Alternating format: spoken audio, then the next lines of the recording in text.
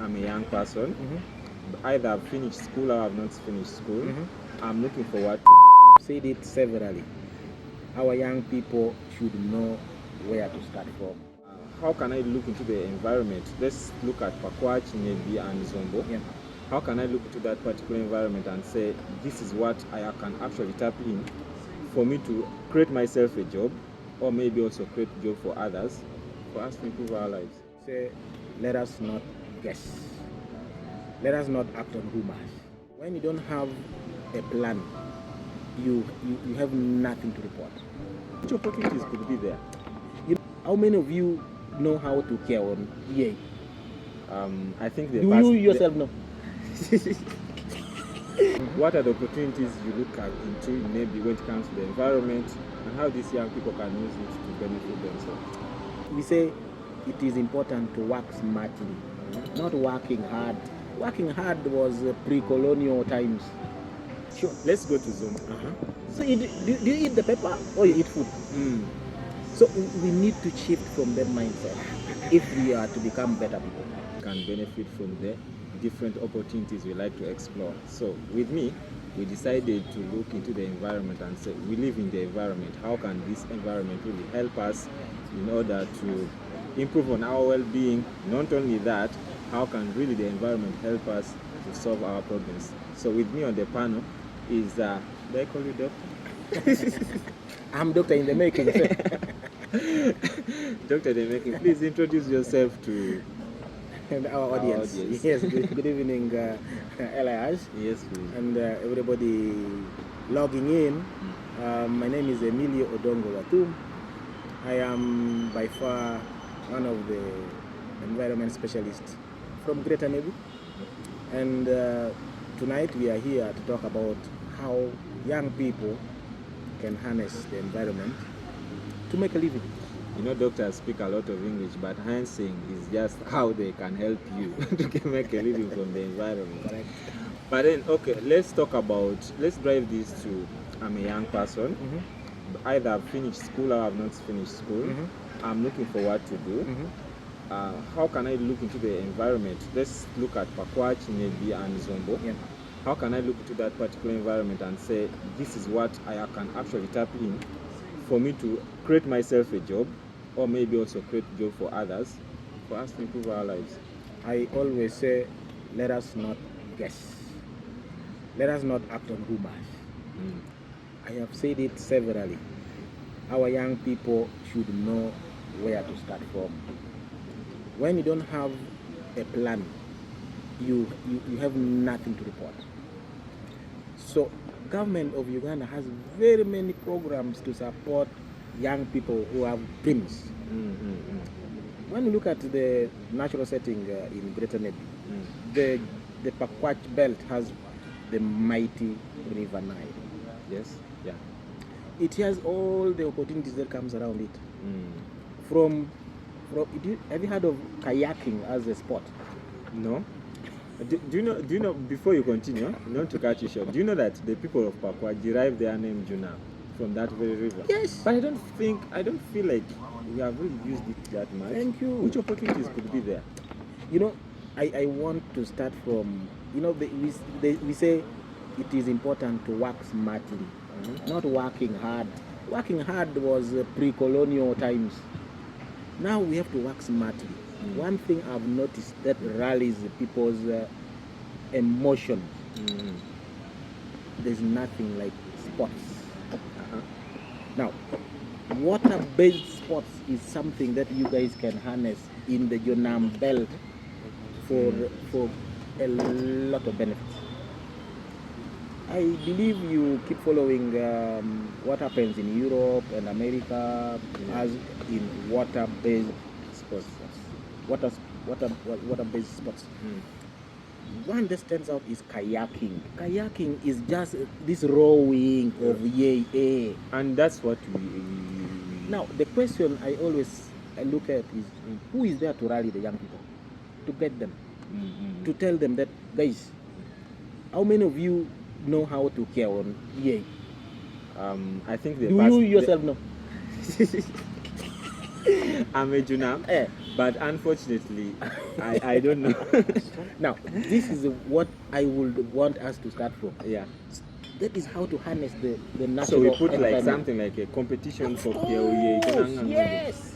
People will come, the tourists from Norway, from Netherlands will come here. They're coming to the mighty River Nile and do a kayaking sport. Yeah. It's huge opportunity in tourism. Now, we have a tourism office. I think there's a tourism officer for Pakwach, local government. Definitely. Because all local governments have tourism officers. Should be there. There's even a commercial officer. Yeah. Now, these are the things we need to start thinking about. Talking of tourism, yeah. Pakwach is a place that is so much supported by tourism. Vintage. But in most cases, these are people who are coming to Mashon Falls. Yeah. And then leftovers, they end up sleeping in Pakwach. Let's be intentional. We have not intentionally done something to attract them. In tourism sites and activities in the hinterland, what they call the hinterland, away from the Mashon Falls. Very good. Talking of tourism also, yes, and the environment, before we are going to go to NEBBI and Zombo, but as we are still in Pakwach, you know about the eclipse that happened. Of course. And as the environment person, do you know any place where we can, how we could have used that opportunity to do tourism, people from tourism? Or do you feel like something has been done? You see, to that? It's about leadership. There's a Lur saying that Anywagi check Nianga. Hey, we have a lot of Anywagi around us. That eclipse site is a huge tourist attraction. We just need to give it some facelift. We need to market it. And these are the things we need to be blogging about. We need to create platforms and talk about this eclipse site in Pakwach. The total lunar eclipse. That has ever, the only one that has happened in our lives until the only one that will happen in our lifetime. So whoever is listening, and this is what, the reason I engage you young people. Yeah. You are skilled, you have time, you have knowledge. But the issue that you guys are lacking is a sense of direction. And this is why we are saying Meet the Messenger is a platform for you to come together, mobilize yourselves, and we coordinate. Okay. Now, as we are going to go to NEBBI and Zombo, the last question for Pakwach, young person in Pakwach who is feeling like, no, I think tourism maybe, or let me look at this river. What is that one thing you tell the person, the first step, you tell this person, okay, do this, then you can see what the rest can come.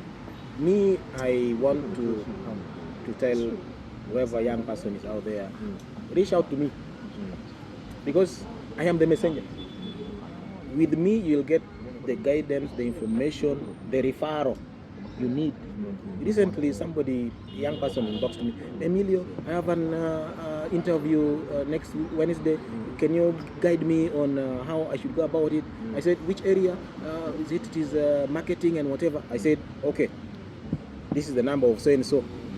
He's a consultant in the marketing space. This morning, the guy was like, Emilio, now you have people. The guy gave me overdose. So people should reach out. You reach out. People should reach out. Don't die silently. And recently, I realized that there's some guy, he's a friend of mine. He became a friend of mine, but just because he came from Kampala to Pakwach. And then I was like, what did you come to do in Pakwach? He just came to be a tour guide. And I was like, you're a tour guide? How about Kampala? How about our people? But our people have never become tour guides. Like, so there are some opportunities. But do you know how somebody becomes a tour guide? Actually, you don't know. Information gap. Yeah. Good things don't come from heaven like the times of manna. That phase has passed.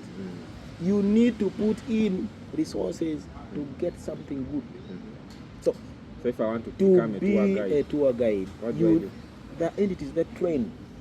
There are entities do that I need to have a degree or? No, you just need to know English, because many tourists don't know our local language. So you cannot be a tour guide who only speaks Alur. Okay. Or Jonam. No. Make sure you have a minimum qualification of S4.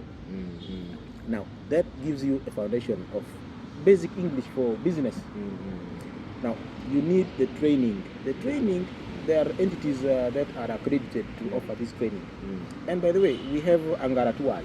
Angaratuas, I know about it. Angaratuas, Francis Bergiu is the person who coordinates it. He is our focal person who can guide how, when can we mobilize our young people to pick the skills as when they're trained as tour guides. So these are things we need to harness. There's a lot around that. Thank you so much. So if you're in Pakwach, you can look into tourism, look at the lake. How can you be creative around that so that you can not only improve the environment but also support the community to benefit from the environment. Straight to NEBBI. What are the opportunities you look at into NEBBI when it comes to the environment, and how these young people can use it to benefit themselves? Now, NEBBI has several opportunities. One still is agriculture. Yeah. You know, there was a day I engaged my community people in Nyaravu, and I asked them, why should we be relying on Acholi and Lango for our supply of local chicken? They told me, we are told the air in Acholi and Lango is promotes what? The growth of local chicken. Our air in NEBBI, I laugh. So, what were they? What were they talking about? They are talking about, airborne diseases of chicken. Oh. That is the air they were talking about. We have a lot of diseases in NEBBI. It's not about lot. It's about we don't care to vaccinate. Okay. When you go to Lango and Acholi, they have understood the principle of vaccinating their chicken. And that's all. Do you remember you were vaccinated before you became 1 year? True. Again is I have a mark. Again is the killer diseases of infants. By then it was 6 killer, but this time we have 8. Because there is rotavirus. Because there is hepatitis came in. Added in. And yes, so that is just off the cuff. For us, we are just surviving. And I think the next generation may be vaccinated against COVID-19. Possible. So agriculture is the biggest sector where young people should start from. So your advice for NEBBI to look into agri? Yes. What of I saw, what is it called? This breaking of these stones. Kind of quarrying or yeah, local quarrying. Local quarrying, can it be done on a small scale, or it's only you need a license to do that? Now there is what we call artisan. Artisan is about small scale local content without a lot of machinery. Even in the gold sector, government is supporting the artisanal miners. So how about us? And I was telling people who are logged in the episode of the Messenger on YouTube, we have pagot, the stone for grinding. You know, in Yaravur, you cannot miss the grinding stone. You can't. On the roadside. You can't. If you have cannot never passed there, yes, you have seen it. You cannot miss the agulu. Traditionally, that is the premium source of clay, which is even better than Kajansi clay. Yeah. So now, these are things we can promote. I remember last time we were talking about that clay in Nyaravur, and we were like, can that clay be made into better products, more of course, products? Tiles, roofing tiles. Yeah. Yes. I think It some is. entrepreneurs should be looking into that space. You can be even one of them. You don't need to say some. You say, what can I do to benefit from this? Okay. Other than that, you talked of we talked of clay, and you talked of local chicken, and you talked of these stones. What did you say? Local quarry. You call it local quarry. Yes, artisanal. Now, I want, you are a specialist when it comes to environment, right? Yes. I want you to look into both the advantages and disadvantages. And in particular, I want to bring to your attention of these people of Pache who cut down trees, and then they turn these trees into some tourism things. And those tools they make. People come and they buy those things. They have also attracted a number of tourism to go to where they make these things. And it's like the whole village trying to reserve these skills of designing these things from the trees. How does NEMA, the authority that deals with preserving the environment, look into that? And people promote it or demote it, and in any way, what is your advice? Like I mentioned earlier on, conserving the environment is every individual's obligation. And I also mentioned that what God has created for us, we need to use them in moderation so that we don't deplete them because we are the ones alive and then we disregard the future generation. If you completely destroy what you are earning from now, what will your grandchildren do? So what we are saying is that technology has improved, that we can now have faster growing varieties of these trees. And that is what we need to harness. That's what I was saying. Every local government has a production unit. There is a forester, there is a crop person, there is a vet person.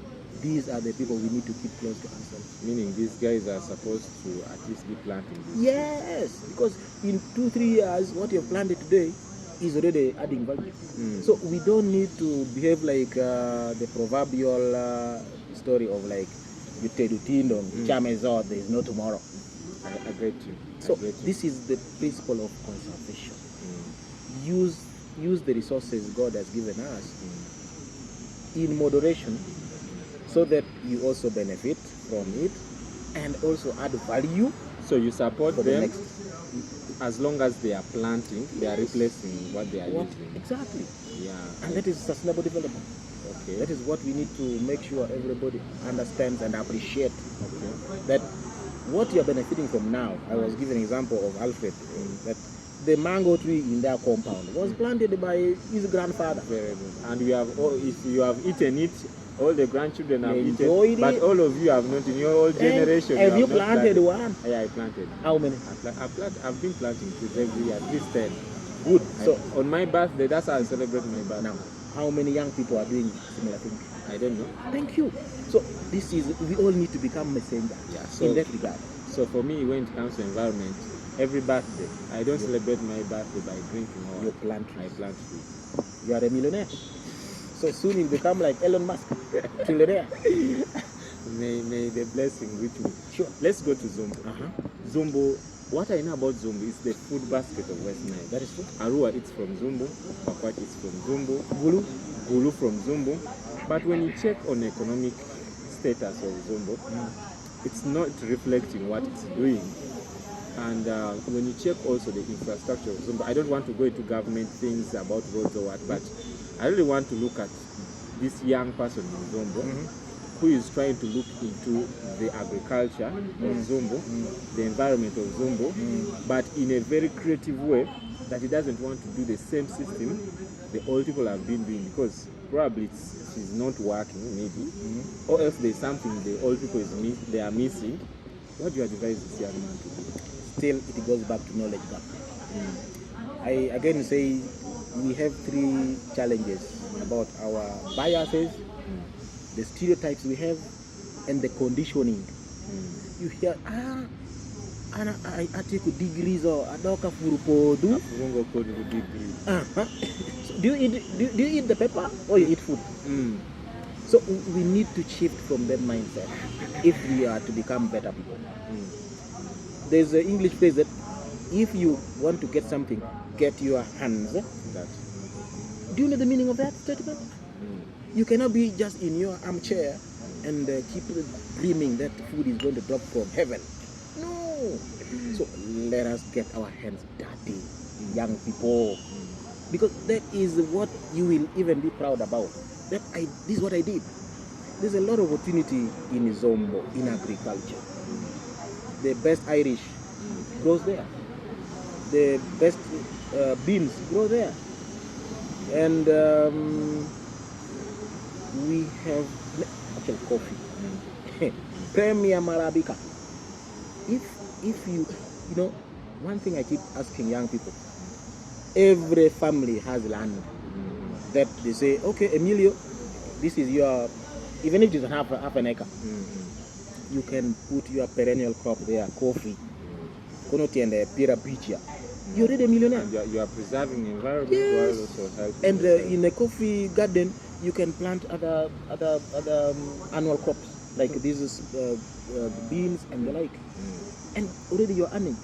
There are better varieties these days of coffee that start fruiting 9 months, 1 year. But because of lack of information, people still believe that they have the nyajodong or coffee that start maturing after 3 years. No. Talking about coffee, I hear speculations that Greater NEBBI is going to receive coffee factories. I don't know, from the expert, from the inside doors. Now, are we going to get a factory? The issue is get from who? Now, we have had the Okoro Coffee Growers Cooperative Union for the last half a century, from independence almost. But what happened? It was mismanaged. Even government injected over some billions. But what you hear? Well, this is what happened. Well, in fact, actually, now when people are talking that kind of English, there's a problem. Man is an enemy to yourself. In fact, actually, you see, But why are these corporations having a lot of problems? I think also it's the same thing that happened to cotton. Cotton, I think Parombo was the biggest producer of cotton, but these days... Now, there was it, Mudu Awulira. How old were you? And that guy was buying cotton in Parombo. The issue is... What happened to cotton? Cotton is a global phenomenon about pricing. And you have heard the President of the Republic saying, if you don't have commercial size of land, don't go into cotton, don't go into soya. These are enterprises that will make you poor. Okay, you advise coffee or other than coffee is coffee, cocoa, macadamia. These are the perennial crops you as young people. If you have minimum 20 trees of these crops I have mentioned, you will not cry. Ladies and gentlemen, I hope the discussion has been so good. But before we really close up this discussion, I want to ask you some questions. Please. There is a question that we ask as young people, that what are we benefiting from that? So, Nema, do you people have special activities for young people? Okay, I said it earlier on that I work at NEMA, but this podcast is not, I'm not speaking as a spokesperson of NEMA. Yes, but we know that you are brought to as someone who has more knowledge in environment. Yes, like I said, government has a lot of programs for young people, including offering seedlings for trees. Every district has a forest department. Now, I was asking Alfred if he knew the name of the production officer of the sub-county, Angazi. So now, there is the resources in every district. So meaning my next birthday I can go and get free trees? You just need from today. Which sub-county do you come from? I come from Apakwai Town Council. Do you know the name of the production officer of Apakwai Town Council? Or the town clerk? Town clerk, I know him. Do you have his number? No. If you want service, how do you reach him when you are here? So let us become proactive. So I should go to his office. And you don't need to go. You initiate conversation. Kotbedwogu, the rains are returning. Do you have seedlings? No, you are late. You should have registered 4 months ago. You have lost. And we have these opportunities everywhere. There are some people who get these seedlings, they put them under their veranda. They don't plant. That is really money from government lost. So we need to be proactive. Let's reduce this information gap by having information on our fingertips. Let's use our devices to store information that helps us. Contact numbers of the district leadership, the sub-county leadership. That is where we have resources. Wow. I want you to comment in the comment section, tell us how the discussion has been. You can add or subtract what has been nice or what has not been nice. Then you can put in all your other questions that you feel like they have not been answered well, or you want us to answer them. And I want to give them the last thing you have for them, the young people who are watching. Whoever is out there watching and listening, I want to say it's never late. Don't keep in your cocoon. Don't keep in your comfort zone. Reach out. Ask. And ask the right people. Don't ask from the roadside. At the roadside, you find only rumor mongers. Get to us who are subject matter specialists, and we shall give you information without reservation, because we want to promote socio-economic transformation in motherland. It has been Meet the Messenger podcast, and you can follow us on all social media platforms. Just know every single month we'll be getting fresh guests who will be coming in with a lot of expert knowledge. Wisdom is expensive, but we are bringing it to you for free. See you in the next They one. just need data.